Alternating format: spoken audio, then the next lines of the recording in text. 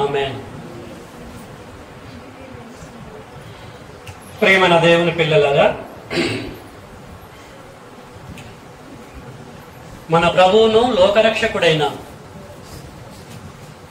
యేసుక్రీస్తు వారి అత్యున్నతమైనటువంటి నామములో మీ అందరికీ ముందుగా శుభములు, వందనములు తెలియజేస్తున్నాను. తండ్రి కృపను బట్టి, ఆయన అనాది కాల సంకల్పాన్ని బట్టి మనం అందరము ధ్యాదరై తండ్రి అయినటువంటి దేవుణ్ణి గణపరుచుకుంటున్నాం. కృప కంటిన్యూగా అనుగ్రహిస్తున్న పరమ తండ్రికి నేను స్తోత్రాలు చెల్లిస్తూ ఉంటున్నాను. గ్రంథములో నుంచి ఒక అద్భుతమైనటువంటి సంగతిని గ్రహిద్దాం. యోహాను గారు రాసిన సువార్తలోకి మనం వెళ్దాం. దయచేసి బైబిల్ తెచ్చిన ప్రతి ఒక్కరూ బైబిల్ ఓపెన్ చేసి నేను చెప్పుతున్నప్పుడు జాగ్రత్తగా మీరు చూడాలని, అలాగా ఉన్నవో లేవో గ్రహించాలని కోరుతూ ఉంటున్నాను. నేనే చదువుతా, సిచ్యువేషన్ బట్టి మీరు వినండి. యోహాను సువార్త 14వ అధ్యాయం 1 నుండి దయచేసి వినండి. మీ హృదయమును కలవరపడనీయకుడి, దేవుని యందు విశ్వాసం ఉంచుచున్నారు, నా యందును విశ్వాసం ఉంచండి. నా తండ్రి ఇంట అనేక నివాసాలు కలవు, లేని ఎడల మీతో చెప్పుదును. మీకు స్థలం సిద్ధపరచ వెళ్ళుచున్నాను. నేను వెళ్ళి మీకు స్థలము సిద్ధపరిచిన ఎడల నేనుండు స్థలములో మీరునూ ఉండులాగున మరలా వచ్చి మా యొద్ద నుండుటకు మిమ్మల్ని తీసుకొని పోవుదును.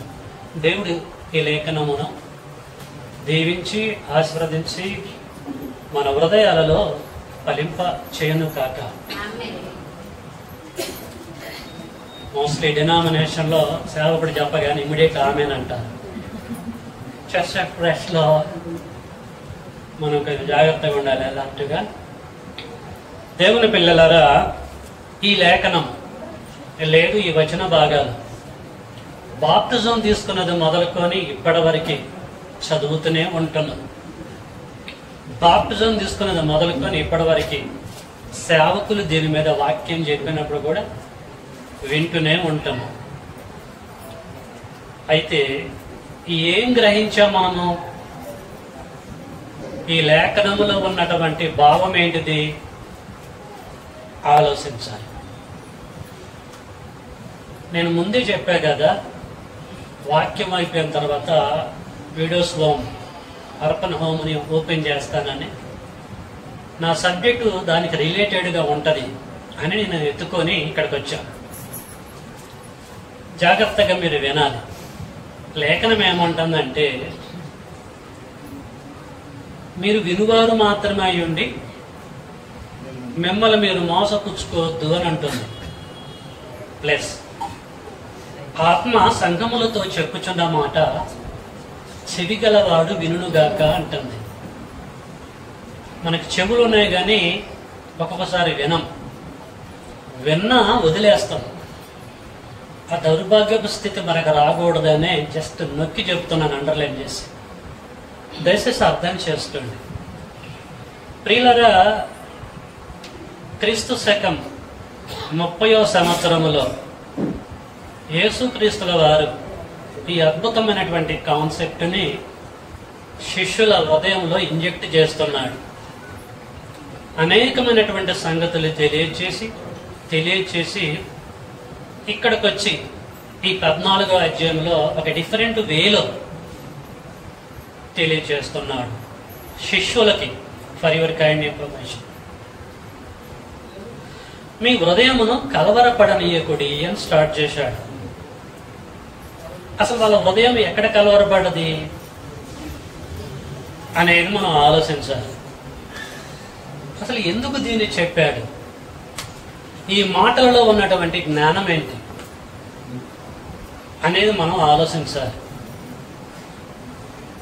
ప్రియులారా, యేసు ఎంతకాలం సేవ చేశాడండి?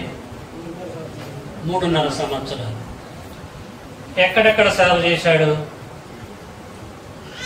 యూదయ, గలిలయ, సమరయ ప్రాంతాల్లో సేవ చేశాడు కదా. పరలోకానికి సంబంధించిన సంగతులు చెప్పాడు. సిచ్యువేషన్ బట్టి ఉపమాన రీతికి కూడా బోధించాడు. ఎట్ట చెప్పితే అర్థమైందో ఆయనకు నాడి తెలుసు గనక ఆ వేలో చెప్పుకుంటూ వచ్చాడు. ఈ 3.5 సంవత్సరాల జీవిత కాలంలో అనేకమైన సంగతులు చెబుతూ అప్పుడప్పుడు సిచ్యువేషన్ బట్టి ఎల్లకాలం నేను మీ వద్ద ఉండను, మరి కొన్ని దినాలలో ఈ లోకం నుంచి నేను వెళ్ళిపోతాను అనేటువంటి విషయాలు కూడా వారికి పరిచయం చేస్తూనే ఉన్నాడు. ఓకేనా? బ్యాక్గ్రౌండ్ చెప్తున్నా, అది చెప్పితేనే ఇది అర్థమైంది. అయితే శిష్యులు లైట్ తీసుకున్నారు, అంత సీరియస్గా తీసుకోలేదు. 13వ అధ్యాయము 12వ అధ్యాయము 10 మనం చదువుకుంటూ పోతా ఉంటే కొంచెం స్పీడ్ పెంచాడు. ఏంటంటే నేను వెళ్ళిపోయే దినాలు దగ్గర పడ్డాయి, మీ మధ్యలో నేను ఉండను అని కొంచెం సీరియస్గా చెప్తున్నాడు. అంటే వాళ్ళ హృదయంలో ఒక డౌట్ క్రియేట్ అయింది. ఈ కొంతకాలము నీ పక్కమటే ఉన్నాము, నువ్వు ఎక్కడ పడుకుంటే అక్కడ పడుకున్నావు, ఎక్కడ తింటే అక్కడ తిన్నాము, ఎక్కడికి వెళ్తే అక్కడికి వచ్చాం, ప్రాబ్లం లేదు. పైగా మా పని మేము చేసుకొని మా బ్రతుకు లేదో మేము బ్రతుకుతూ మా కుటుంబాలను పోషిస్తున్నప్పుడు మమ్మల్ని అనవసరంగా పిలిచావు. మేము వచ్చాం, వరల మొత్తం పక్కకు పెట్టేసి నేను వెంబడిస్తున్నాం, నువ్వు పర్మనెంట్గా కొంటావేమో అని. ఇప్పుడేం చెప్తున్నావు నువ్వు? నేను వెళ్ళిపోతాను, చనిపోయే దినాలు దగ్గర పడ్డాయి అని చెప్పేసి మీరు భయపెడుతూ ఉంటున్నారు. ఇన్ కేస్ ఒకవేళ మీరు వెళ్ళిపోతే నిన్ను వెంబడించినటువంటి మా పరిస్థితి ఏంటిది? పర్సిక్యూషన్స్ గ్యారంటీగా వస్తాయి. మమ్మల్ని మూసేస్తే మా భార్యల పరిస్థితి ఏంటి, మా కుటుంబాల పరిస్థితి ఏంటిది, అసలు మేము ఏమైపోతాము ఏంటి అని జస్ట్ కృంగిపోతూ ఉంటున్నారు దేవుని పిల్లలారా. వారు కుంగిపోయే సంగతి యేసుకి ఏం తెలుసు? యేసుకు తెలియదా? యేసుకు అన్నీ తెలుసు. ఒక హాఫ్ అన్ అవర్ తర్వాత మనం ఏం మాట్లాడతామో తెలుసు. ఆయనకి తెలియకుండా రహస్యంగా ఉండేది ఏదీ లేదు. కాబట్టి 13వ అధ్యాయం మీరు ఒక్కసారి చదివితే 16వ వచనం 36వ వచనం మనం చదవగలిగితే కొంత మనకు అర్థమైపోద్ది. సీయోను పేతురు, ప్రభువా నువ్వు ఎక్కడికి వెళ్ళుచున్నావని ఆయన అడగగా యేసు, నేను వెళ్ళుచున్న చోటికి నువ్విప్పుడు నా వెంట రాలేవు, గాని తర్వాత వచ్చేదవని అతనితో చెప్పాను. అందుకు పేతురు, ప్రభువా నేను ఎందుకు ఇప్పుడు నీ వెంట రాలేను? నీ కొరకు అసలు నేను ఎలాంటి వాడిని తెలుసా? నా ప్రాణం పెట్టుదునని ఆయనతో చెప్పగా యేసు, నా కొరకు ప్రాణం పెట్టుదువా? ఆయనను ఎరుగనని నువ్వు ముమ్మారు చెప్పకముందే కోడి కూయదని నీతో 100కి 200% చెప్పుచున్నాను అని అన్నాడు. అమ్మా ఎవరు అరవద్దు, వార్తలకు అంతరాయం అని ఎలాంటి ఉండాలి, పిల్లలు వదిలిపెట్టేసేయండి. అంటే మీకు ఏం అర్థమవుతుంది? యేసు ఓపెన్ చేస్తూ ఉంటున్నాడు, మిమ్మల్ని వదిలిపెట్టి పోతా నేను, మీకు కనిపించను, సైడ్స్ అని మాట్లాడుతూ ఉంటున్నాడు. ఇది గ్రహించినటువంటి యేసు వాళ్ళని బలపరుస్తూ ఉంటున్నాడు. వాళ్ళని బలపరచాలని అద్భుతమైనటువంటి రీతిలో ఈ 14వ అధ్యాయం 1వ వచనంలో చెబుతున్నాడు. అదేనండి ఇది అర్థం కావటం కొరకు అక్కడి నుంచి ఇక్కడికి వచ్చానండి. ఏమంటానండి, మీ హృదయమును ఎట్టి పరిస్థితుల్లో కూడా కలవరపడనియ్యకుడి.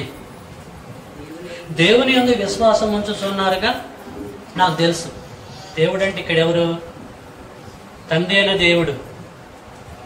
దేవుని యందు విశ్వాసం ఉంచుతున్నారు, మరి నా యందును కూడా విశ్వాసం ఉంచండి అని ఈ రెండులో ఒక సూపర్ థియరీని, ప్రపంచానికి అర్థం కాని అద్భుతమైన కాన్సెప్ట్ని ఇంట్రడ్యూస్ చేస్తున్నాడు. ఏమంటానండి, నాకు ఒక తండ్రి ఉన్నాడు, నా తండ్రి ఇంట అనేక నివాసములు కలవు. లేని ఎడల మీతో చెప్పుదును. ఏం చెప్పుదును? ఉంటే ఉన్నాయని చెబుతా, లేకపోతే లేవని చెప్తా. లేని ఎడల మీతో చెప్పుదును. నేనేం చేస్తున్నా తెలుసా? మీకు స్థలము సిద్ధపరచ నేను వెళ్ళుచున్నాను. కాబట్టి no need to worry about you and your family and about your houses and everything. ఎట్టి పరిస్థితుల్లో కూడా మీరు కలవరపడవలసినటువంటి అవసరం లేదు అని చెప్పేసి అన్నాడండి. నేను వెళ్తున్నాను నా తండ్రి ఇంటికి. తండ్రి ఇంటిలో ఏమున్నాయి తెలుసా? అనేక నివాసములు. అంతే కదండి, ప్లూరల్ వర్డ్ ఉపయోగించాడు. నా తండ్రి ఇంట అంటే అర్థం ఏంటిది? ఆయన తండ్రి యెహోవా, ఆయనకు ఒక ఇల్లు ఉందట. ఉంటే ఆ ఇల్లు ఏంటండి? పరలోకం. యేసుక్రీస్తుల వారి శిష్యులకి పరలోక ప్రార్థన నేర్పుతాడు. పరలోకమందున్న మా తండ్రి అంటే పరమ తండ్రి యొక్క ఇల్లు ఏంటిది? పరలోకం. అంటే పరలోకంలో అనేక నివాసములు కలవు అని అంటున్నాడు. నివాసములు అంటే అర్థం ఏంటిది? నివాసములకు బైబిల్ చెప్పిన నిర్వచనం ఏంటిది?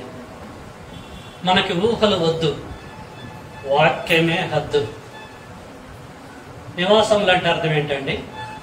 ఇల్లు కట్టుకున్న తర్వాత ఒక వ్యక్తి ఇంటి ముందు నివాసం అని రాస్తాడు. ఫలానా ఆయన నివాసము అంటే ఇల్లన్నా నివాసం అన్నా ఏమండి ఒకటే. ఇదే కాదు, ఇంకా అనేకమైనటువంటి విధాలుగా మనం గుడారం అన్నా, మనము సత్రం అని రకరకాలుగా మనము బైబిల్ డిక్షనరీని ఓపెన్ చేసి ఇంటికి అర్థం ఏంటిదని చూస్తే తెలుస్తూ ఉంటుంది. ప్రియులారా, ఇక్కడ నా తండ్రి ఇంట్లో అనేకమైనటువంటి ఇండ్లు ఉన్నాయని చెప్పేసి అంటూ ఉంటాడండి. కాబట్టి లేని ఎడల, ఇల్లు లేకపోతే మీతో చెప్పుదును, మీకు స్థలము సిద్ధపరచ వెళ్ళుచున్నాను. నేను వెళ్ళి మీకు స్థలము సిద్ధపరిచిన ఎడల నేనున్న స్థలములో మీరును ఉండులాగున మరలా వచ్చి నా యొద్ద ఉండుటకు మిమ్మల్ని తీసుకొని పోదునని చెప్పేసి భరోసా ఇస్తున్నాడు. కాబట్టి మీ గురించి ఆలోచించొద్దు, మీ కుటుంబాల గురించి ఆలోచించొద్దు. భూమి మీద ఎలాంటి నివాసాలు లేవని కూడా వాటి గురించి కూడా ఆలోచించొద్దు. ఇక్కడ ఉన్నా ఒకటే, లేకపోయినా ఒకటే. నా తండ్రి ఇంట అనేకమైనటువంటి నివాసాలు ఉన్నాయని చెప్పేసి వారికి తెలియజేస్తున్నాడు. ఇక్కడ పాయింట్ ఏం చెప్పబోతున్నానంటే, ఇండ్లు ఉన్నాయి కదా, కన్ఫర్మ్ అది. కాబట్టి ఈ లేఖనాన్ని బేస్ చేసుకుని చాలా మంది సేవకులు, ఇవాంజలిస్టులు, deacons and elders, so called God servants ఏం బోధిస్తున్నారంటే, భూమి మీద మనకి ఇల్లు ఉన్నా లేకపోయినా ప్రాబ్లం లేదు దేవుడి పిల్లలుగా. ఎందుకు? మన గురువు గారు చెప్పాడుగా, మన యేసు చెప్పాడు కదా, పరలోకముల ఇండ్లు ఉన్నాయని. దాని గురించి ఆలోచిద్దాము. అక్కడ మనకి ఎన్నో ఇండ్లు ఉన్నాయి కదా, భూ సంబంధమైన ఇంటి గురించి ఆలోచించవలసిన అవసరం లేదని బోధకులు బోధిస్తున్నప్పుడు మనం విన్నాం. మనం కూడా అదే వేలో ఆలోచిస్తూ ఉంటున్నాం. ప్రియమైన వారులారా, ప్రకటన గ్రంథం మనం చదువుతూ ఉంటుంటే పరలోకములో వీధుల గురించి, అక్కడ బిల్డింగుల గురించి, అక్కడ సిచ్యువేషన్స్ గురించి ఇవన్నీ కూడా మనకు అర్థమైపోతూ ఉంటాయి. ప్రకటన గ్రంథంలో రాయబడ్డది, యేసు చెప్పిన, హెస్కేలు గ్రంథంలో చెప్పబడ్డది అన్ని ఒక దగ్గర బట్టి మనం స్టడీ చేస్తూ ఉంటుంటే పరలోకంలో పెద్ద పెద్ద మంచి మంచి అపార్ట్మెంట్స్ యేసుక్రీస్తుల వారు కట్టి మన కొరకు, పరమ తండ్రి కట్టి మన కొరకు సిద్ధంగా ఉంచిండి అన్నట్టుగా మనకి అర్థమైపోతూ ఉంటది. నా ప్రశ్న ఏంటంటే, యేసు చెప్పింది వాస్తవం అయితే ఒక వ్యక్తి చనిపోయిన తర్వాత అతని యొక్క దేహము భూమిలో సమాధి చేయబడుతుంది. Am I right? ఆత్మ ఎక్కడికి వెళ్తుంది? పరదేశకి వెళ్తుంది. యేసు రెండవ రాకడలో యేసును వెంబడిస్తూ పరలోకానికి వెళ్తాం మనం అందరం కూడా. శరీరం వెళ్తుందా, ఆత్మ వెళ్తుందా? ఆత్మ. ఆత్మకి ఆకారం ఉంటుందా? ఉండదు. మరి ఆత్మకి ఆకారం లేనప్పుడు ఇంటితో ఏం పని ఆత్మకి? Did you catch my point? ఆత్మకి ఇంటితో ఏం పని? ఆత్మ ఎక్కడైనా ఉండగలదు, ఎటైనా ప్రయాణం చేయగలదు, ఎక్కడి నుంచైనా దూరగలదు. ఆత్మ రెస్ట్ తీసుకునే సందర్భం గ్రంథంలో ఉందా ఎక్కడైనా? భూమి మీద మనము దేహం కలిగి ఉన్నాం గనుక, దేవుడు పని చెయ్యాలి గనుక, కుటుంబాన్ని పోషించుకోవాలి గనుక, షెల్టర్ ఉండాలి గనుక మనకి ఈ అవసరం ఇండ్లు. అక్కడి సిచ్యువేషన్ ఉండదు కదా. మరి అలాంటప్పుడు పరలోకం ఏంటిది? పరలోకంలో ఇండ్లేంటి, అపార్ట్మెంట్లు ఏంటి, బంగారపు వీధులేంటి, ఆ వీధులు గుండా నడవటం ఏంటిది? ఆత్మలకి కాళ్ళు చేతులు ఇవన్నీ కూడా ఉంటాయా? బేస్ అనేది అవసరమా ఆత్మలకి? దేవుని పిల్లలారా, ఎప్పుడైనా ఈ ట్రాక్ లో, ఈ వర్షంలో మీరు ఆలోచించారా? అంటే మనం బైబిల్ పట్టుకుంటున్నాం కానీ పట్టుకున్న 66 పుస్తకాల్లో పట్టు కలిగి ఉండాలనేది నా ఆలోచన. బైబిల్ పట్టుకోవటం కాదు, పట్టుకున్న దాంట్లో నీకెంత పట్టు ఉందని అంటాడు దేవుడు. చాలా జాగ్రత్తగా మనం ఆలోచించాలి. సరే, మరి దేని గురించి మాట్లాడాడు యేసు? దేని గురించి చెప్పాడు? నా తండ్రి ఇంటిలో అనేక నివాసములు కలవని దేని దృష్టిలో పెట్టుకొని చెప్పాడు? ఆలోచించాలా వద్దా? సత్యాన్వేషకులుగా మనం పరిశీలన చేయాలా వద్దా? కాబట్టి ఇంతకు నివాసములు లేక నివాసము అంటే అర్థం ఏంటిది? బైబిల్ వేలో, బైబిల్ పరిభాషలో దీని అర్థం ఏంటిది? అక్షరార్థంగా ఆలోచించాలా లేకపోతే భావపూర్వకంగా ఆలోచించాలా? అసలు ఏంటిది? ఏ నివాసము గురించి యేసు చెబుతున్నాడు? అది ఏమై ఉన్నది? ఇప్పుడు మనము చూద్దాం. చూడాలంటే మనం ఏం చేయాలంటే పరిశుద్ధ గ్రంథమును పైన చదివితే అర్థం కాదు. ఎలా చదివితే అర్థమైంది? పరిశీలనతో చదవాలి. దేవుడు యెషయా ద్వారా అంటాడు, యెహోవా గ్రంథమును పరిశీలనతో, పైన కాదు, పరిశీలనతో చదువుకునుడి. చదువుకుంటే ఏమర్థమే తెలుసా? దేని జత పక్షి దానికి ఉండక మానదు అని అంటాడు. ఏ సబ్జెక్టుకు సంబంధించిన ఇన్ఫర్మేషన్ అయినా కూడా ఖచ్చితంగా ఉంటుంది. అది నీకు తెలుస్తుంది ఎప్పుడంటే పరిశీలనతో చదువుకున్నప్పుడే. ఇప్పుడు మనం ఏం చేద్దామంటే అసలు నివాసములు అనేటువంటి దానికి బైబిల్ చెప్పిన నిర్వచనం ఏంటిది? ఎందుకంటే Bible answer to the Bible. బైబిల్కు బైబిలే సమాధానం చెప్పాలి తప్ప తెలంగాణ నుంచి వచ్చినటువంటి వాడు చెప్పకూడదు. ఇది ఊహ అయిపోయింది. ఇప్పుడు మనము పౌలు గారిని అడుగు చూద్దాం. యేసు ఇలా చెప్పాడు శిష్యులతోటి, ఆ నివాసాలు ఏంటో మీకు అని తెలుసుంటే మీరు చెప్పండి అని చెప్పేసి పౌలు గారిని అడుగుదాం. పౌలు గారిని ఎందుకు అడగాలి? ధర్మశాస్త్రం మీద మంచి పట్టు ఉన్నటువంటి వ్యక్తి ఆయన. అర్థమవుతుందా అండి? ధర్మశాస్త్రం మీద మంచి పట్టు ఉన్నటువంటి వ్యక్తి. గమాలియేలు పాదాల దగ్గర కూర్చొని ధర్మశాస్త్రం ఆయన బోధిస్తుంటే విని బాగా నమిలి జీర్ణించుకున్నటువంటి వ్యక్తి. సూపర్ తీరి అంతా కూడా తెలిసినటువంటి వ్యక్తి. అందుకొరికి ఆయన అడిగితే కరెక్ట్గా చెప్తాడు. రైట్. ఇప్పుడు మనం పౌలు గారి దగ్గరికి వెళ్దాం. ఆయన ఎక్కడ చెప్పాడో దీనికి అర్థం ఏమని చెప్పాడో చూద్దాం. పౌలు గారు రాసిన పత్రిక, కొరింథీయులకు రాసిన 2వ పత్రిక,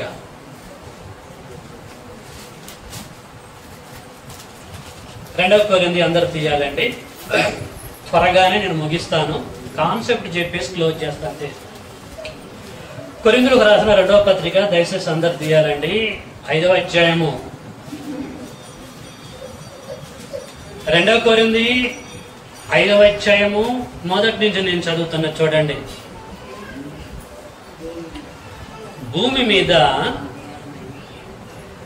మన గుడారమైన ఈ నివాసము, ఈ అనేటువంటి బిట్టు ఉపయోగించాడు.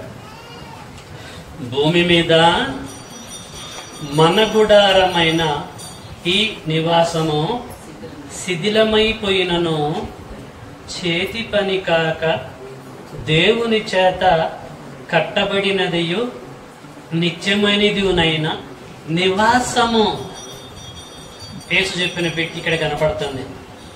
నివాసము పరలోకమందు మనకు ఆల్రెడీ ఉన్నదని ఎరుగుదుము. ఎట్లా ఎరిగాడు పౌలు గారు? మళ్ళీ చెప్తాను చూడండి. భూమి మీద మన గుడారమైన ఈ నివాసము శిథిలమైపోయినను. ఈ నివాసం అంటే దేని గురించి మాట్లాడుతున్నాడు పౌలు గారు? ఎవరికి పత్రిక రాస్తున్నాడు? అన్యులక, ఇశ్రాయేలీలక, క్రైస్తవులకి. కొరింథీ పట్టణంలో ఉన్న క్రీస్తు సంఘ సహోదరులకి తెలియచేస్తున్నాడు. నేను కూడా మేము ముందు నిలబడి ఇదే ఇన్ఫర్మేషన్ మీకు చెప్తున్నాం. కొత్త సంగతులు ఏం చెప్పటం లేదు. భూమి మీద మన గుడారమైన ఈ నివాసము, బాగా ఆలోచించాలి.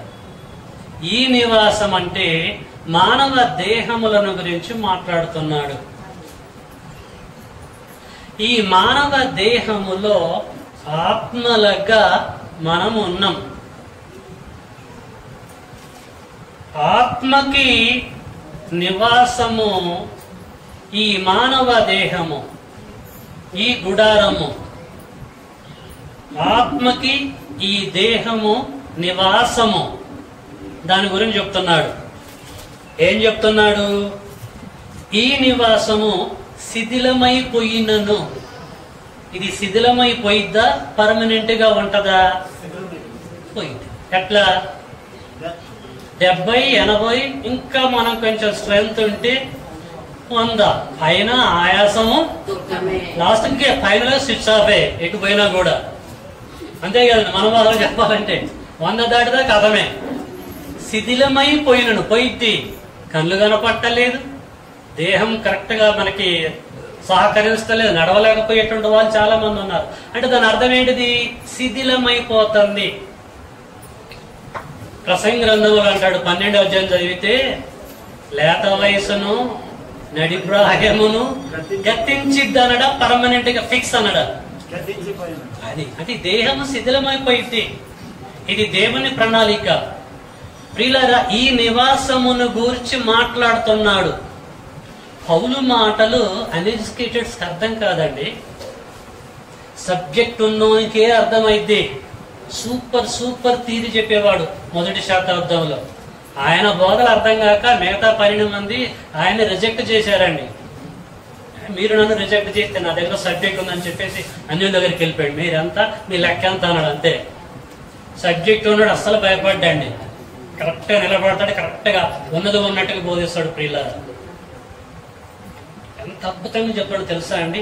క్లియర్ గా 2+2 = 4 లెక్క చెప్తాడు. 3.5, 4 లెక్క చెప్పగల పౌలు గారు. ఏమంటున్నాడు? భూమి మీద మన గుడారమైన ఈ నివాసము అంటే మానవ దేహము శిథిలమైపోయినను, ఇన్ కేస్ పోయినను, చేతి పని కాక డైరెక్ట్ గా దేవుని చేతే కట్టబడినదియు, అది పర్మనెంట్ నిత్యమైనదినైనా నివాసము పరలోకమందు మనకి ఉన్నది. ఉండబోతదా? ఉన్నదా? ఉన్నదని ఎరుగుదము. ఎట్లా ఎరిగాడేనా? యేసు చెప్పాడు కదా. ఎక్కడ? అక్కడ చదువుకొని అక్కడి నుంచి ఎక్కడికి వచ్చాం. మీ హృదయములను కలవరపడనీయకుడి, నా తండ్రి ఎంట అనేక నివాసములు ఉండబోతే అన్నాడా? ఆయన కూడా ఉన్నాయి అన్నాడా? కలవు అంటే ఉన్నాయి ఆల్రెడీ. ఆ నివాసాలని తయారు చేసింది ఎవరు? నా తండ్రే. దేవుని పిల్లలారా, చాలా జాగ్రత్తగా ఆలోచించాలి. అద్భుతమైనటువంటి విషయం. అందుకొరకే వాస్తవం ఏమో తెలుసు గనుక చెప్తున్నాడు. పరలోకమందు మనకున్నదని ఎరుగుదుము. మనము ఆత్మలం కదా, దిగంబరులము కాక చనిపోయినప్పుడు దిగంబరులు కాక వస్త్రము ధరించుకొనిన వారముగా కనపడుదుము. కాబట్టి కన్ఫ్యూషన్ ఏంటంటే, కాబట్టి పరలోకము నుండి వస్తదనమాట. పరలోకము నుండి మన నివాసము అంటే ప్రతి ఒక్కరి కొరకు అక్కడ నివాసాలు ఉన్నాయి. ఎవరి నివాసం వారికి ఉంది పరలోకంలో. దేవుని పిల్లలారా అర్థం చేసుకోండి. ఇక్కడ మనం స్విచ్ ఆఫ్ అయినా అనుకోండి ఆత్మ సంబంధంగా, ఇమ్మీడియట్లీ అక్కడి నుంచి పరమ తండ్రి ఆ నివాసాన్ని పంపిస్తాడు. అది అపార్ట్మెంట్ కాదు, అది మన అందమైనటువంటి ఇల్లు కాదు, ఒక అద్భుతమైనటువంటి నివాసం. అది ప్రతి ఒక్కరి కొరకు పరమ తండ్రి సిద్ధం చేసి పెట్టాడు. అక్కడ ఏం జరగబోతుందో దాన్ని చెప్తున్నాడు. మనము దిగంబరులము కాక వస్త్రము ధరించుకుని వారముగా కనపడుదుము. కాబట్టి పరలోకము నుండి మన నివాసము దీనిపైన అంటే ఈ ఆత్మ పైన, దీనిపైన ఏమండి ఎక్కడ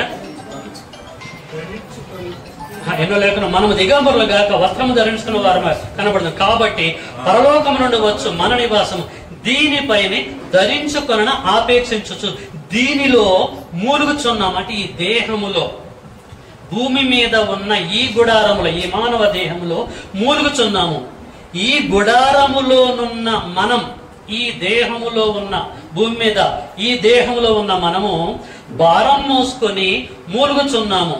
ఇది తీసివేయవలనని కాదు, కానీ మర్త్యమైనది జీవము చేత మింగివేయబడినట్లు ఆ నివాసము, ముందు ఈ నివాసం అన్నాడు, ఇక్కడికి వచ్చరికి ఆ నివాసమును దీనిపైన ధరించుకొన కోరుచున్నాము. కాబట్టి కొరింథీ సంగమా, మీరు దేని గురించి కూడా ఆలోచించవలసినటువంటి అవసరత లేదు. మీ హృదయాలని ఎట్టి పరిస్థితుల్లో కూడా కలవరపడనీయకండి. నాట్ ఓన్లీ దట్, ఏమి తినాలి, ఏమి తాగాలి, ఏమి ధరించుకోవాలని ఈ దేహం గురించి లోక సంబంధంగా మీరు ఆలోచించకండి. ఇవన్నీ కూడా అశాశ్వతమైనది. మీకు చెప్పాడు కదా యేసు, మీరు మర్చిపోయి ఉండొచ్చు. నేనేం చేస్తాను, రిమైండ్ చేస్తున్నా మళ్ళీ ఒక్కసారి మన పూర్వపు సంభవింపబోయేటువంటి సంగతుల గురించి మీకు నేను తెలియజేస్తున్నా కనుక, పర్మనెంట్ గా మనం ఉండబోయేది పరలోకములో. ఎప్పుడైతే మనం చనిపోతామో అక్కడి నుండి మన నివాసము వచ్చి ఈ గుడారం మీద అది వాలి ఇక్కడి నుంచి మనల్ని తీసుకొని పోతుంది. అక్కడికి వెళ్ళిన తర్వాత ఆ గుడారంలో, ఆ నివాసంలో యుగ యుగాలు మనము జీవిస్తామని ఒక భరోసా పౌలు గారు కొరింథీ సంఘానికి తెలియచేస్తూ ఉంటున్నాడు. ప్రియమైన దేవుని పిల్లలారా, ఇప్పటివరకు ఏం గ్రహించాం మనము? ఈ భూమి మీద మనం బ్రతుకుతున్నాం దేవుని అనాది కాల సంకల్పం ప్రకారం. మనమంటే శరీరం కాదు, కానీ మనమంటే ఆత్మలం. ఈ ఆత్మకి నివాసము లేదు, గుడారము ఈ శరీరం అయితే, ఈ శరీరమునకు నివాసము గుడారము మానవులు కట్టుకునేటువంటి ఇండ్లు. అర్థమవుతుందా అండి? ఈ రెండు ఇండ్లు ఫెయిల్ అయిపోయినా, ఈ దేహము మానవుడు కట్టుకున్న ఈ ఇండ్లు శిథిలమైపోయిన, శిథిలము కానటువంటి నివాసము పరలోకములో మనకు ఉందని మొదటి నుంచి అపోస్తులు, ప్రవక్తలు, యేసు అనేక మంది పరమ తండ్రి అనేక మంది ద్వారా తెలియచేస్తూ ఉంటూ ఉన్నాడు. కాబట్టి ఆత్మకి నివాసము ఈ దేహం అయితే, దేహమునకు నివాసము మనం కట్టుకున్న ఇండ్లయితే, పిల్లరా, ఇవి శిథిలమైపోయినా నిత్యం ఉండేటువంటి ఆ ఇంటిని గురించి మనం ఆలోచించాలి తప్ప, ఆ నివాసాన్ని గురించి మనం ఆలోచించాలి తప్ప, పరిశుద్ధులుగా ఆత్మలుగా బ్రతుకుతున్న మనము భూమి మీద ఇల్లు లేదని, భూమి మీద అది లేదు ఇది లేదని దేని గురించో లోక సంబంధంగా, భూ సంబంధంగా, శరీర సంబంధంగా ఆలోచించవలసిన అవసరత ఏమాత్రం కూడా లేదు. అసలు ఆ విషయంలో మనం ఎట్టి పరిస్థితుల్లో కూడా కలవరపడవద్దని మనల్ని ఎడ్యుకేట్ చేయడం కొరకు పరమ తండ్రి అనేక మంది ద్వారా ఈ అద్భుతమైన కాన్సెప్ట్ తెలియజేస్తూ ఉంటున్నాడు. ఓకేనా? దీనికి కొంత మద్దతుగా అదే పౌలు గారు మొదటి పత్రిక రాస్తూ ఇంకా కొంచెం ఏం చెప్తుండో చూద్దాం. 15వ అధ్యాయంలోనికి వెళ్దాం. మొదటి కొరింథీ 15వ అధ్యాయం అందరు తీయాలండి. 44. ప్రకృతి సంబంధమైన శరీరముగా విత్తబడి ఆత్మ సంబంధమైన శరీరముగా లేపబడును. ప్రకృతి సంబంధమైన శరీరం ఉన్నది గనుక ఆత్మ సంబంధమైన శరీరము కూడా ఉన్నది. ఇందు విషయమై ఆదామును మొదటి మనుషుడు జీవించు ప్రాణి ఆయనని రాయబడి ఉన్నది. కడపటి ఆదాము జీవింపజేయు ఆత్మ ఆయను. ఆత్మ సంబంధమైనది మొదట కలిగినది కాదు, ప్రకృతి సంబంధమైనదే మొదట కలిగినది, తర్వాత ఆత్మ సంబంధమైనది. మొదటి మనుషుడు భూ సంబంధి అయి మట్టి నుండి పుట్టినవాడు, రెండవ మనుషుడు పరలోకము నుండి వచ్చినవాడు. మంటి నుండి పుట్టినవాడు ఎట్టివాడో మంటి నుండి పుట్టిన వారును వట్టివారే. ప్రియులారా 53. క్షయమైన ఈ శరీరము, మన శరీరాలు, ఈ గుడారం, క్షయమైపోయే ఈ శరీరము అక్షయతను అంటే అక్షయ నివాసము, అక్షయ శరీరము ధరించుకొనవలసి ఉన్నది ఫ్యూచర్ లో. అమ్మా జాగ్రత్తగా వినండి. క్షయమైన అంటే క్షయమైపోయే ఈ శరీరము అక్షయతను ధరించుకొనవలసి ఉన్నది. ధరించుకోవాలి. మనం ధరించుకోవాలంటే అది రావాలి. ఏది? మన నివాసం, పరలోకమందు పరమ తండ్రి మన నిమిత్తము సిద్ధం చేసిన ఆ నివాసం అది రావాలి. వచ్చి దీన్ని ధరించుకోవాలి. అదే అంటాడు, క్షయమైన ఈ శరీరము అక్షయతను ధరించుకొనవలసి ఉన్నది, మర్చమైన ఈ శరీరము అమర్చమును ధరించుకొనవలసి ఉన్నది. ఈ క్షయమైనది అక్షయతను ధరించుకొనినప్పుడు, ఈ మర్చమైనది అమర్చను ధరించుకున్నప్పుడు విజయమందు మరణము మృంగివేయబడెను అని రాయబడిన వాక్యము నెరవేరును. ఓ మరణమా నీ విజయం ఎక్కడా? ఓ మరణమా నీ ముల్లెక్కడా? మరణపు ముళ్ళు పాపము, పాపమునకున్న బలము ధర్మశాస్త్రమే. అయినను మన ప్రభు అయిన యేసుక్రీస్తు మూలముగా మనకు జయము అనుగ్రహించిన దేవునికి స్తోత్రములు కలుగును గాక అని అన్ని విషయాలు చెప్పుకుంటూ కన్ఫ్యూషన్ ఇస్తూ ఉంటాడు. ప్రియులారా, ఇక్కడ కూడా మొదటి పత్రిక రాసేటప్పుడు కూడా ఆత్మ సంబంధమైనటువంటి నివాసాల గురించి ఇంట్రడ్యూస్ చేస్తాడు. ఒకవేళ మర్చిపోతున్నారేమో అని రెండోసారి పత్రిక రాస్తున్నప్పుడు కూడా అదే విషయాన్ని ఇంకొంచెం డీప్ గా ఎక్స్ప్లెయిన్ చేస్తూ ఉంటున్నాడు. ఎందుకు పర్టికులర్ గా ఈ కొరింథీయులకు ఆ ఇన్ఫర్మేషన్ రాస్తున్నాడు? పరలోకములో ఉన్నటువంటి ఆ నివాసాల గూర్చి ఎక్కువ వాళ్ళకి ఎందుకు ఎక్స్ప్లెయిన్ చేసి చెప్తున్నాడు? కొరింథీ క్రీస్తు సంఘం అంత పరిశుద్ధులు కాదండి. నేమ్లీ క్రిస్టియన్స్ అంత వేస్ట్ ఫెలోస్, మన భాషలో చెప్పాలంటే. బైబిల్ మీద పట్టులేనటువంటి వ్యక్తులు, భూ సంబంధంగానే దీవింపబడాలి, భూ సంబంధంగానే ఆస్వాదింపబడాలి, భూ సంబంధంగానే ఏదైనా సంపాదించుకోవాలనేటువంటి వేలు వారు ఉంటున్నారు. అంటే యేసు చెప్పిన సంగతి అందులో ఉన్న డెప్త్ గ్రహించలే, పరమ తండ్రి చెప్పిన సంగతులు అందులో ఉన్న డెప్త్ గ్రహించలేదు, సూపర్ తీరులో వెళ్ళలేదు. పౌలు గారు అనేక సందర్భాల్లో చెప్పుతున్న అర్థం కాలేదు కనుక ఎక్కువ ఎక్స్ప్లెయిన్ చేసి చెప్పవలసిన పరిస్థితి ఏర్పడ్డది. కాబట్టి ప్రియమైన సోదరి సహోదరులారా, ఈ టైంలో మీకు నేను చెప్పేది ఏంటనంటే, ఆత్మలుగా బ్రతుకుతున్నటువంటి మనం భూమి మీద నివాసం ఉండాలి గనక పరమ తండ్రి ఈ నివాసాన్ని ఇచ్చాడు, ఈ దేహాన్ని జస్ట్ ఫిక్స్ చేసి ఇచ్చాడు అంతేది. అమర్చబడిన దేహాన్ని ఇచ్చాడు. అమర్చబడ్డ ఈ దేహము ఎల్లకాలం ఉండదు, ఒకరోజు అమర్చబడ్డదంతా కూడా తీసివేయబడుతుంది. ఓకేనండి. సో ఈ దేహంలో ఉండాలి. ఈ దేహంలో మనము ఉండి, మళ్ళీ చెప్తున్నాను, ఆత్మలుగా ఉంటున్న మనము ఈ లోకంలో ఒక 70-80 సంవత్సరాలు బ్రతికి దేవుడు సేవ చేయాలనుకున్నప్పుడు ఒక నివాసం ఉండాలని దేవుడు ఈ బాడీని మనకి ఫిక్స్ చేశాడు. ఈ యొక్క గృహములో, ఈ నివాసంలో మనం ఉండాలి. దీంట్లో వండుకుంటూ దేవుడి యొక్క కార్యక్రమాలు జరిగించాలి. అయితే దీనికి తలవాల్చుకోవడానికి ఒక ఇల్లు కావాలి గనుక మన ద్వారా దేవుడు భూమి మీద ఇల్లు కట్టిస్తూ ఉంటున్నాడు మన ప్రొటెక్షన్ కొరకు. ఆ ఇంటిని బేస్ చేసుకోవాలి, ఈ ఇంటిలో ఉండాలి, తండ్రి కార్యక్రమాలు జరిగించి మన మృత్యు తర్వాత ఆత్మలుగా ఉన్న మనము ఈ 2 నివాసాలను వదిలిపెట్టి ఆ నివాసంలోకి వెళ్ళిపోయి అక్కడ యుగయుగాలు ఉండాలన్న ఉద్దేశంతో దానికి ఎగ్జాంపుల్ గా ఈ 2 నివాసాలని మానవులకి పరిచయం చేయవలసిన పరిస్థితి ఏర్పడ్డది. కాబట్టి దేవుడు ఇశ్రాయేలుతో అంటాడు ద్వితీయోపదేశ కాండంలో, మీరు మంచి ఇండ్లను కట్టుకోండి, మంచి తోటలు నాటుకోండి అని అంటాడు. ఏం చేయాలటండి?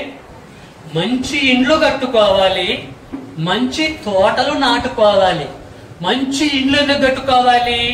నువ్వు ఆత్మవి, గుడారములో ఉంటున్నావు దేహంలో. ఈ గుడారానికి ప్రొటెక్షన్ కావాలి కాబట్టి నీ ద్వారా ఒక ఇల్లు అనేది కట్టబడాలి. అంతే, టెంపరవరీగా నువ్వు థింక్ చేయాలి.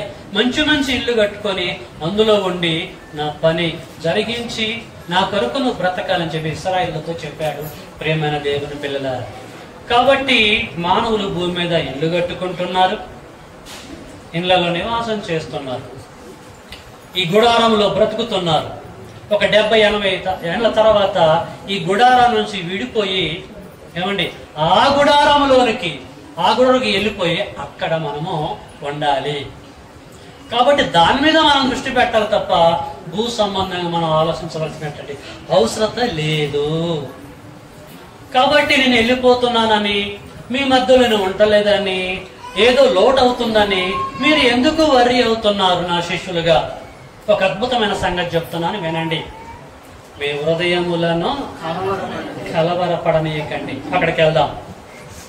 యోహాను గారు రాసినటువంటి 14వ అధ్యాయం అందరు తీయాలండి. మొదటి వచనం, మీ హృదయమును కలవరపడనీయకండి. ప్రియులారా, యేసు లేఖనముల ద్వారా మనతో మాట్లాడుతున్నాడు. మొదటి శతాబ్దంలో శిష్యులతోటే చెప్తుండని అనుకోవద్దు. మనం అందరము కూడా యేసు యొక్క శిష్యులమే. అమ్మా, మీకు ఇండ్లు ఉన్నాయో భూమి మీద లేవో నాకు తెలియదు, మీ కండిషన్ ఎలాగుందో నాకు తెలియదు, లేని దాని విషయంలో ఎంత కృషించిపోతున్నారో నాకు తెలియదు. ఈ నోస్ ఎవ్రీథింగ్, అతనికి తెలుసు. కాబట్టి ఈ లేఖనముల ద్వారా మనతో మాట్లాడుతున్నాడు.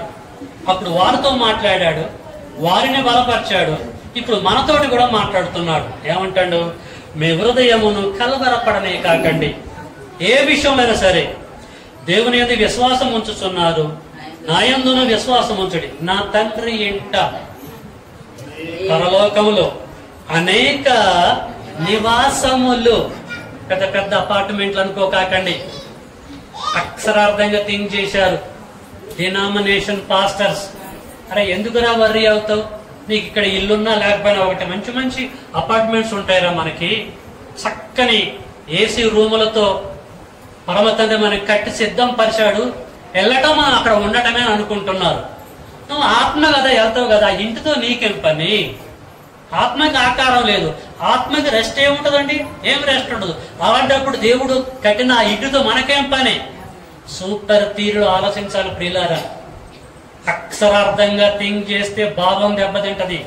భావపూర్వకంగానే ఆలోచించాలి. అక్షయమైనటువంటి నివాసాలు, అది మనకు అర్థం కాదు. ధరించుకున్నప్పుడే, అందులో నివాసం చేస్తున్నప్పుడు అర్థమైంది. అది అనుభవించింది ఒక యేసుక్రీస్తుల వారు మాత్రమే. చనిపోయిన తర్వాత ఏంది? ఏ శరీరం ధరించుకొని వెళ్ళిండండి? మహిమా శరీరం. అక్కడి నుంచి వచ్చింది. ఆ గుడారంలోకి దూరిండి ఆయన. ఆ గుడారం ఆయన తీసుకెళ్లి పరలోకం చేర్చింది. అక్కడ తండ్రి కుడి పార్శ్వన కూర్చున్నాడు, హాయిగా ఉన్నాడు. దాని గురించి చెప్పిండు, ఆ నివాసాన్ని గురించి చెప్పిండు. అది ఫిజికల్ గా ఉండదు, అంత స్పిరిచువల్ గా ఉంటది. అది అర్థం కాదు మనకి. కాబట్టి ప్రతి క్రైస్తవుడికి ఆత్మ సంబంధమైన నివాసం అనేది అక్కడ సిద్ధపరిచిండు పరమ తండ్రి. నీ దృష్టి దాని మీద పెడతావా? భూ సంబంధంగా ఆలోచిస్తావా? ఆలోచించాలి. మీరు లేఖనములు ఎరగకయే పొరబడుచున్నారంటాడు పౌలు గారు, యేసుక్రీస్తుల వారు కూడా. కాబట్టి పిల్లారా, పరలోకములో ఉన్న ఆ నివాసాలేంటిది అనేది ప్రతి ఒక్కరు గ్రహించాలి. కాబట్టి భూ సంబంధంగా ఏది ఉన్నా ఏది లేకపోయినా దాని గురించి no need to worry all these things. వీటన్ని గురించి ఆలోచించవలసిన అవసరం లేదు. అయితే ఆలోచించాలి. ఎప్పటి వరకు అంటే, భూమి మీద కొంతకాలం మనం సేవ చేయాలి, షెల్టర్ తీసుకోవాలి, తలవాల్చుకోవాలి. కనుక ఇండ్లు అనేది అవసరం. కొంతవరకు మన దృష్టి అంతా దాని మీద మనము పెట్టద్దు. షడ్రక్ గారు 2 years క్రితము వితంతువుల కొరకు, అనాథల కొరకు షెల్టర్ వారికి లేదని పైన కట్టారు. అదే వారికి పర్మనెంట్ అన్న ఉద్దేశంతో కాదు. లేఖనం ఏమంటుందంటే, బీదలని ఆదుకొనువాడు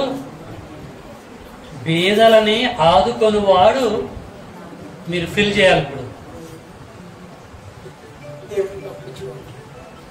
అర్థం కాలేదు నా భాష.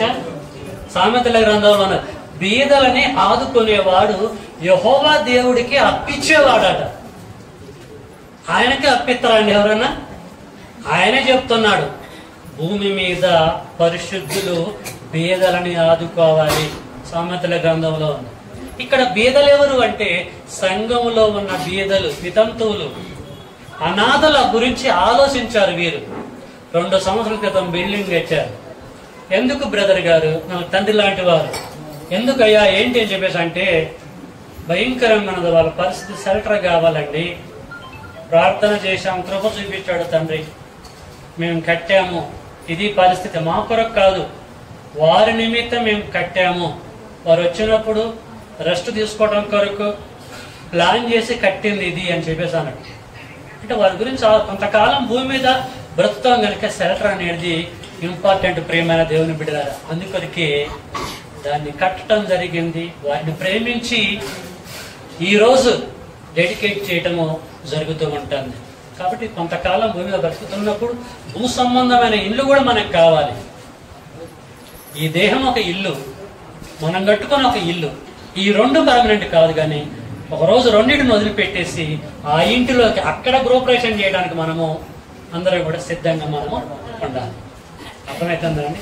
ఆ అద్భుతమైనటువంటి కార్యక్రమాన్ని జరిగించడానికి నేను వచ్చాను. పరలోకంలో ఉన్నటువంటి ఇండ్ల యొక్క ప్రస్తావన ఏంటిది, అది కూడా మీకు ఇంట్రడ్యూస్ చేయడం కొరకే కావాల్సిన పరిస్థితి ఏర్పడ్డది. ప్రేమైన దేవుని బిడ్డలారా, కాబట్టి మీ హృదయములను, మన హృదయములను ఏ విషయంలో కూడా కలవరపాటికి గురి చేయవలసిన అవసరత లేదు.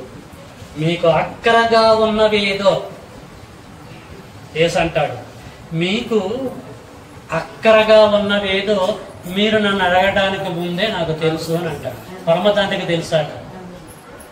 దేవుడు మన అక్కర్లు తీర్చేవాడు తప్ప మన కోరికలు తీర్చేవాడు కాదు. For your information. అర్థమవుతుందా? దేవుడు మన కోరికలు తీర్చడు, మన అక్కర్లు తీరుస్తాడు. ఈరోజు సంఘంలో ఉన్న వితంతువుల అక్కర, అనాథల అక్కర్లను తీరుస్తూ ఉన్నాడు అధికారపూర్వకంగా. దేవునికి స్తోత్రములు కలుగును గాక. కనుక దేవుని పిల్లలారా, ఏ విషయంలో కూడా కృంగిపోవద్దు, కృషించిపోవద్దు. మనము చనిపోయిన తర్వాత ఆ లోకంలో అద్భుతమైనటువంటి ఇండ్లు ఉన్నాయి. ఫిజికల్ ఇల్లు కాదు, బిల్డింగ్స్ కాదు, ఆత్మ సంబంధమైన నివాసాలు ఉన్నాయి. అక్కడికి వెళ్ళి ఆ ఇంటిలో పర్మనెంట్ గా మనం ఉండటానికి ప్రయత్నము చేద్దాం. యేసు మాటలు మొదటి శతాబ్దంలో ఉన్నటువంటి వారికి అర్థం కాలే, 21వ శతాబ్దంలో ఉన్న వారికి అర్థం కావట్లేదు. ఈవెన్ సేవకులకు కూడా అర్థం కావట్లేదు. ప్రియులారా, ఫిజికల్ హౌసెస్ గురించి ఆలోచిస్తున్నారు, అవి ఉన్నాయని చెప్పేసి బోధలు చేస్తూ ఉంటున్నారు. అది ఏమాత్రం కూడా కరెక్ట్ కాదు. కాబట్టి ఆత్మ సంబంధమైన నివాసముల గురించి యేసు తన శిష్యులకు చెప్పాడు. నేను ఒక శిష్యుడుగా యేసుకి మీకు కూడా నేను ఆయన పక్షాన తెలియచేస్తూ ఉంటున్నాను. కాబట్టి ప్రియులారా, దానికోసం ఆలోచిద్దాం, వాటిని పొందటం కొరకు ప్రార్థన చేద్దాం. భూమి మీద ఈ గుడారములో నివసించినంత కాలము తండ్రి అప్పచెప్పిన పనులు జరిగించి మన మృత్యు తర్వాత పరదేశికి వెళ్దాం. యేసు రెండవ రాకడలో ఆయన వెంబడిస్తూ పరలోకానికి వెళ్ళి అక్కడ యుగ యుగాలు మనం ఉందాం. ఇక్కడ నేను ఉంటానన్నా ఆయన ఉండనియడు. కీర్తన 91:1-3 వరకు చదివితే, నరులారా తిరిగి రండి, నేను ఇప్పుడు ఖమ్మం నుంచి వచ్చాను, రేపు 11 గంటలకు మళ్ళీ వెళ్ళిపోవాల్సిందే, నేను ఇక్కడనే ఉంటానంటే నా కూతురు ఒప్పుకుంటుందా? యశోద హాస్పిటల్లో డాక్టర్ చేస్తుంది నా కూతురు, నువ్వు పోయి అక్కడ పోయి ఉంటే ఎట్లా డాడీ అని చెప్పేసి కోపడుతుంది. నా భార్య ఒప్పుకోదు, ఖచ్చితంగా నేను వెళ్ళాల్సిందే. ఎక్కడ బయలుదేరామో అక్కడికి వెళ్ళాలి. అక్కడి నుంచి మనం ఇక్కడికి వచ్చాం ఒక పని నిమిత్తం, ఒక అద్భుతమైన ప్రాజెక్ట్ నిమిత్తం. ప్రాజెక్ట్ కంప్లీట్ అయిపోయింది కదా, ఇంకా నీకేం పని? వెళ్ళిపోవడమే. నేను రానని చెప్పేసి అన్న ఊరుకోడు ఆయన, నిన్ను చంపేన తీసుకెళ్తాడు. నరులారా తిరిగి రండి, చంపేన తీసుకెళ్తాడు అంటే నేను కరెక్ట్ లేఖనాన్ని బేస్ చేసుకొని చెప్పా. నువ్వు మనసులను మంటికి మార్చుతున్నావు నువ్వే. ఎందుకంటే నరులారా తిరిగి రండి. కుదరదు, ఒక పని మీద వెళ్ళావు, అది అయిపోయిందిగా, రావటమే. సహోదరులు షడ్రిక్ గారు పైన బిల్డింగ్ కట్టారు. బిల్డింగ్ కట్టడానికి మేస్త్రికి పట్టిన టైం 6 నెలలు. మేస్త్రితో అంటున్నాడు, ఈ బిల్డింగ్ నువ్వు స్టార్ట్ చేసి కంప్లీట్ చేసి నాకు ఇవ్వటానికి నీకు పట్టే టైం ఎంత అంటే వాడు ఆలోచించి 6 నెలలు పట్టిద్దండి అని అంటాడు. స్టార్ట్ చేశాడు, వర్క్ కంప్లీట్ చేశాడు, బిల్డింగ్ అప్పచెప్పాడు. బిల్డింగ్ అప్పచెప్పిన తర్వాత కూడా మళ్ళీ మేస్త్రి వస్తాడా? ఎందుకు రాడు? నువ్వు చేయడానికి పని లేదు కదా, పని లేనివాడు వెళ్ళిపోవాల్సిందే. అక్కడి నుంచి వచ్చాము, మన పని అయిపోయింది, వెళ్ళిపోవడమే. భూమి మీద దేవుడు ఒక మనిషికి తక్కువ కాలము, ఒక మనిషికి ఎక్కువ కాలం ఎందుకు ఇస్తాడంటే వాడు చేసే పనిని బట్టి ఆయుష్ కాలాన్ని కేటాయిస్తాడు. పని అయిపోయింది అనుకోండి, వెళ్ళిపోవడమే. అర్థమైందండి? అట్ట మనం అందరం కూడా వెళ్ళిపోదాము. ఆ ఉన్నతమైనటువంటి లోకంలో యుగ యుగాలు మనము పొందాము. Thank you for your attention. May God bless you all. కాబట్టి మన హృదయములను ఎట్టి పరిస్థితుల్లో కూడా కలవర పడనీయాల్సిన అవసరం లేదు. ఆయన అన్ని చూసుకుంటాడు, ఆయనకి అన్ని తెలుసు. మనం ఏమైనా అప్లికేషన్ పెట్టుకున్నామా ఇది పాలకొల్లో పుట్టాలని? ఎప్పుడు అప్లికేషన్ పెట్టుకోలేదు కదా. మనకి సంబంధం లేకుండా ఆయనే మనల్ని పుట్టించాడు. కీర్తన 100 చదివితే ఆయనే మనల్ని పుట్టించాడు. మరి ఆయనకు తెలుసు కదా, అన్ని చూసుకుంటాడు. కాబట్టి ఏ విషయంలో కూడా వరిగాకండి. Thank you so much. మీ అందరికీ